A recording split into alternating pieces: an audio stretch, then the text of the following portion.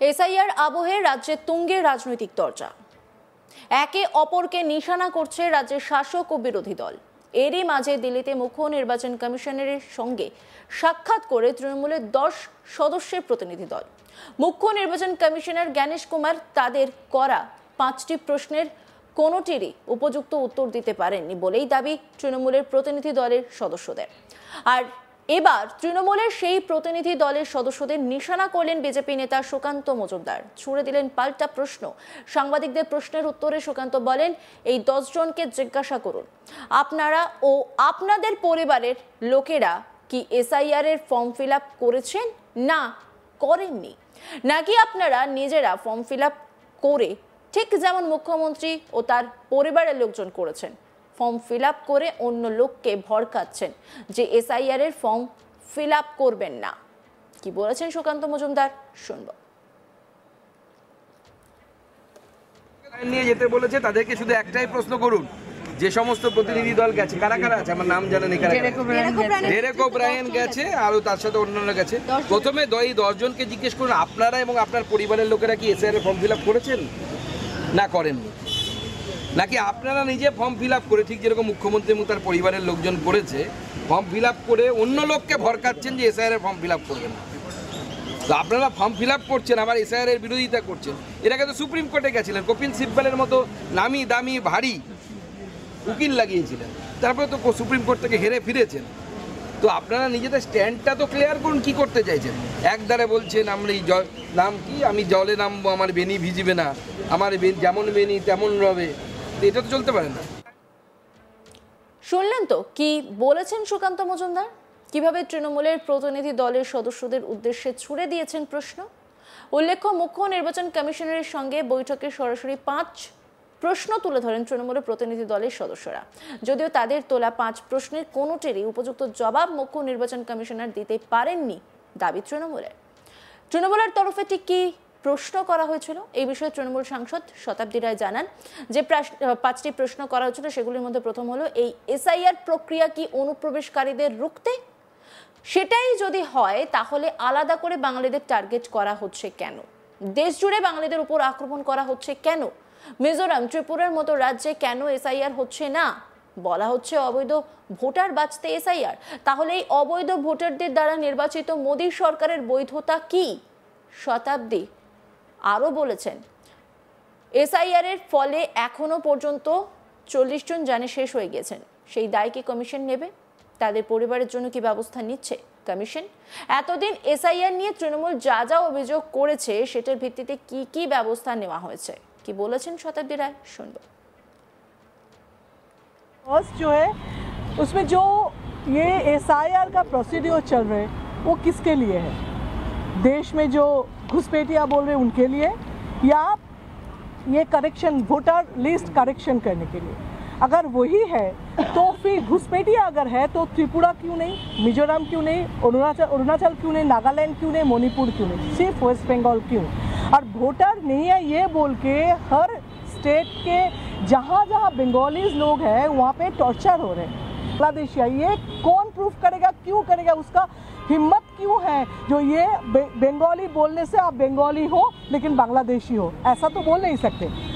Second, जो voter list अभी तक जो लिस्ट के बारे में हम लोग जितना भी ऑब्जेक्शन दिया है उसका कोई रिएक्शन, कोई रिजल्ट कुछ भी नहीं आए। लेकिन अगर ये वोटर लिस्ट गलत है, अगर मान ले ये वोटर लिस्ट गलत है तो इतना जो लास्ट वोट हुआ सब गलत है, तो उसमें क्या करना है? सरकार को भी गिराना है, एमपीज को भी गिराना है, एमपी एमएलएस को भी, क्योंकि वो वोटर लिस्ट ही सही नहीं है। अगर वो वोटर लिस्ट सही नहीं है तो अभी भी वो नहीं सही नहीं है। अगर वो सही है तो ये वोटर लिस्ट भी सही होना चाहिए, सरकार भी सही है, क्योंकि उसी वोटर से जीत कर आ गए। इसमें थर्ड जो है, इसमें एसआईआर के ये जो प्रोसेस चल रहे हैं, बीएलओ के ऊपर इतना टॉर्चर हो रहे, इलेक्शन कमीशन नहीं मान रहे, बोल रहे नहीं कुछ टॉर्चर नहीं हो रहे, इतना काम तो करेगा ही। इतना काम मतलब क्या? इतना घर जाना, इतना फिलअप बोल रहे 4-5 का फिलअप नहीं, 60-70% लोग फिलअप नहीं कर सकते।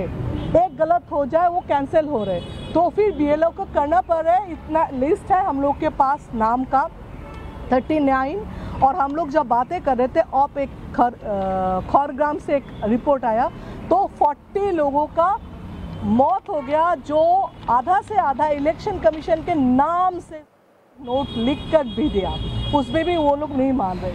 फोर्थ है ये जो प्रोसीड्योर आप लोग कर रहे हो, जिसमें आप BLA नियोग वो जो बोल रहे हैं, हम लोग बोल रहे हैं बांग्ला सहायता केंद्र जो हम लोग का है उनको इंक्लूड करो, तो आपका भी काम अच्छा होगा, जल्दी हो जाएगा। अगर जल्दी करना है तो इनको भी इंक्लूड करो, ये हम लोग अप्रोच किया है। और लास्ट बिहार में जो बोल रहे हैं ये नहीं करना है वो नहीं करना है, तो अल्टीमेटली क्या किया बिहार में?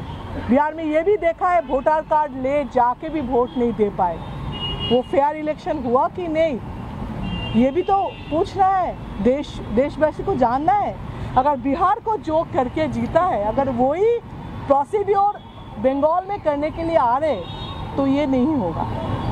ममता बनर्जी, अभिषेक बनर्जी है, तृणमूल कांग्रेस है, वहाँ पे यही सिस्टम नहीं हो सकते, वैसा जीत नहीं सकते। ये अभी भी बोल रहे हो, अगले दिन इलेक्शन के बाद भी आप देख लेना तृणमूल फिर से आएंगे और कोई नहीं आएंगे।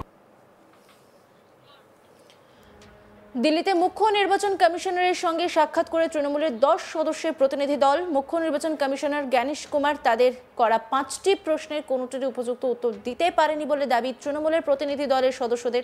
শোনালাম শতাব্দী রায় তিনি কি বলেছেন। এবার তৃণমূলেরই সেই প্রতিনিধি দলের সদস্যদের নিশানা করেন বিজেপি নেতা সুকান্ত মজুমদার। ছুড়ে দিলেন পাল্টা প্রশ্ন। সাংবাদিকদের প্রশ্নের উত্তরে সুকান্ত বলেন, এই 10 জনকে জিজ্ঞাসা করুন আপনারা ও আপনাদের পরিবারের লোকেরা কি SIR এর ফর্ম ফিল আপ করেছেন না করেননি, নাকি আপনারা নিজেরা ফর্ম ফিল আপ করে ঠিক যেমন মুখ্যমন্ত্রী ও তার পরিবারের লোকজন করেছেন ফর্ম ফিল আপ করে অন্য লোককে ভড়কাচ্ছেন যে SIR এর ফর্ম ফিল আপ করবেন না, সেটা বলছেন। কি বলেছেন সুকান্ত মজুমদার শুনুন। নিয়ে যেতে বলেছে তাদেরকে শুধু একটাই প্রশ্ন করুন, যে সমস্ত প্রতিনিধি দল গেছে কারা কারা আছে, আমার নাম জানেন এখানে, ডেরেক ওব্রায়েন গেছে আর তার সাথে অন্যান্য গেছে। প্রথমে 10 জনকে জিজ্ঞেস করুন আপনারা এবং আপনার পরিবারের লোকেরা কি SIR এর ফর্ম ফিল আপ করেছেন না করেননি, নাকি আপনারা নিজে ফর্ম ফিল আপ করে ঠিক যেরকম মুখ্যমন্ত্রী এবং তার পরিবারের লোকজন করেছে ফর্ম ফিল আপ করে অন্য লোককে ভড়কাচ্ছেন যে SIR এর ফর্ম ফিল আপ করবেন না। তো আপনারা ফর্ম ফিল আপ করছেন, আবার SIR এর বিরোধিতা করছেন। এর আগে তো সুপ্রিম কোর্টে গেছিলেন, কপিল সিব্বলের মতো নামি দামি ভারী উকিল লাগিয়েছিলেন, তারপরে তো সুপ্রিম কোর্ট থেকে হেরে ফিরেছেন। তো আপনারা নিজেদের স্ট্যান্ডটা তো ক্লিয়ার করুন, কি করতে চাইছেন। একদারে বলছেন আমরা এই নাম কি, আমি জলে নামবো আমার বেনি ভিজবে না, আমার যেমন বেনি তেমন রবে, এটা তো চলতে পারে না। অন্যান্য খবরের আপডেটের জন্য অবশ্যই নজর রাখুন আজ তাক বাংলার ইউটিউব স্ট্রিমিংয়ে। লাইক, কমেন্ট, শেয়ার এবং সাবস্ক্রাইব করতে ভুলবেন না।